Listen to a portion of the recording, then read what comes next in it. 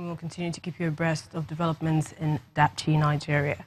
Well, let's go over to South Africa, where the parliament has passed a motion brought by the Economic Freedom Fighters, EFF, to encourage the government to seize land without compensation. The motion, which would include a review of the constitution, was sponsored by EFF leader Julius Malema and was passed by an overwhelming majority of 241 votes in favor of the proposal. Well, the issue is a key pillar of the ruling African National Congress government and new President Cyril Ramaphosa. The ANC has been under pressure to correct the racial disparities in land ownership, where whites own most of the land. Well, joining us now via telephone is Betty Dibia, our South Africa Bureau Chief. Betty, what do you make of this endorsement of the land expropriation without compensation by Parliament? Well, it's an issue that has been simmering in the country over many years. You know the history of the country, the apartheid issue, and even colonialism at the time. So a lot of the black people who are in the majority feel deprived. Many of them are farm workers, and the bulk of the land is owned not by the black people. So it's an issue that has been going on, simmering more or less. But we know that the entrance of the EFF and later on the Black Settlement is called BLF, a breakaway from the EFF. The EFF rode into the political stage with that mantra, giving black expropriation of land and compensation, giving land to the black people and addressing the injustice of the past. So when the ANC during the last Congress in September adopted that as well, a lot of people applauded it. It's how this is going to be worked out. That will be the issue. A lot of things have to be put in place. And there's resistance from those who own the bulk of the land already at this point. So it's something that will take some doing to achieve. But it won't be a day or a month or probably a year. It won't take some time. Apart from fears of the rand slipping due to expropriation, how are the white farmers and black farmers reacting to it? Let's talk more about the white farmers who are at the bulk of the owners of the land, of the land of the country. Many of them, you have the groups like the Bully Africana Bookstrike, who have said this adoption is a declaration of war.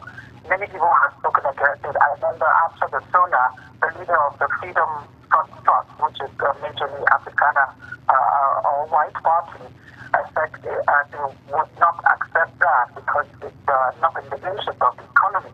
And the economy will suffer as a result. Investors and the financial sector will suffer. So there is resistance. Many of them are not happy about it. And they're also looking at how it will be worked out so that there won't be tension.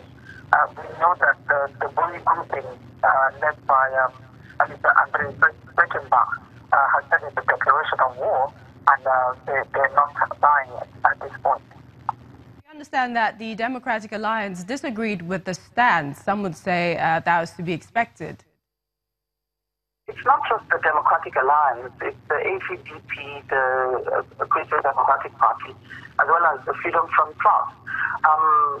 They say it's going to raise a lot of dust, it's going to cost a lot of cause a lot of disruption in the economy, and that it's going to distract from the feelings of the ANC in building the economy of the country. Of course, a member of the ANC, Mr. Paul Mashatile from Gauteng, he's dismissed that, saying that they will resist that because they know that they represent the bulk of the people who own the bulk of the land in the country. We know that the DA, you have a lot of white people in the DA, you have the Freedom Front Plus, of course, a lot of the Afrikaners are there. The ACDP is led by a black man, South African, but they believe that they have a lot of white members as well. It's not such a big party. So it's a debate that's going on, but we'll see how that goes. It's still in the works because there are parts of the Constitution, like Section 25, that still have to be worked on to lay the foundation for any move that will be made. So it's still a work in progress. Okay, Betty, finally, pray tell, what has President Cyril Ramaphosa's body language been with all of the mixed feelings arising from the decision? President Cyril Ramaphosa, who is the president of the country, is also the leader of the ANC that had agreed to go with that. Of course, there's a caveat which he states that it has to be done along with due process. It won't affect food security, and the economy must not be harmed. In that line, the ANC tabled some amendments, to temper what the EFF motion had spelled out. So it said it was the issue of food security, economic growth, and radical economic transformation. So in that line, the Constitutional Review Committee of the Parliament, will review Section 25, which deals with this issue on the ownership of property. And that committee is expected to report to Parliament in August. So that's it's been given 6 months to look at some of the issues and prioritize this particular issue, because they say it's very important and it must bring about equity in the country, in a land where a lot of the people in the majority do not own land, or give them access to land for either settlement or for agricultural purposes as well. My thanks, Betty Dibia, our South Africa Bureau Chief, for joining us on the program. An independent body which monitors activities of the Kenyan police has sent a team to investigate yesterday's shooting of a university student. Independent Policing Oversight Authority, IPOA, says it has dispatched a rapid response unit to investigate the killing of Evans Njoroge, the Secretary General of Meru University Students' Union. The student leader was fatally shot while taking part in a demonstration against high tuition fees and bad conditions at the institution. Local media quotes witnesses saying that the student leader was chased and gunned down by policemen. However, neither the university nor the police are yet to officially comment on the incident. We'll move to Mozambique with an update on the rubbish dump collapse. Well, officials who ignored warnings over the dangerous rubbish dump in the capital city of Maputo will be prosecuted following the deaths of 17 people. The city's attorney's office says it is currently investigating the circumstances which led to the collapse of Huleni rubbish dump.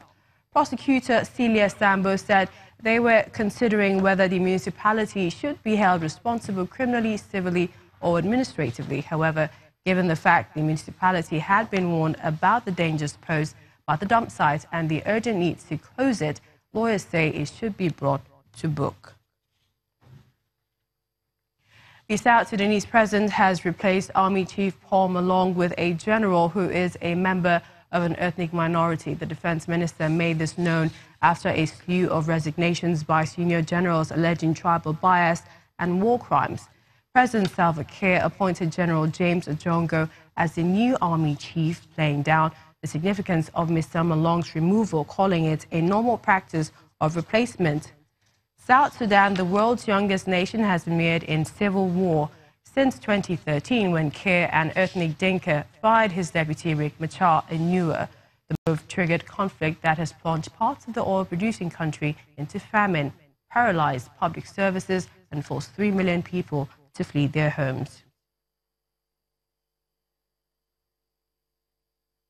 Well, thousands of thwarted migrants are returning to Gambia. This is straining its fledgling government as officials scramble to get European-funded reintegration projects up and running. Well, experts say the returnees are a noticeable presence in the nation of 2 million, posing a bigger threat to stability than in other West African countries wrestling with migration.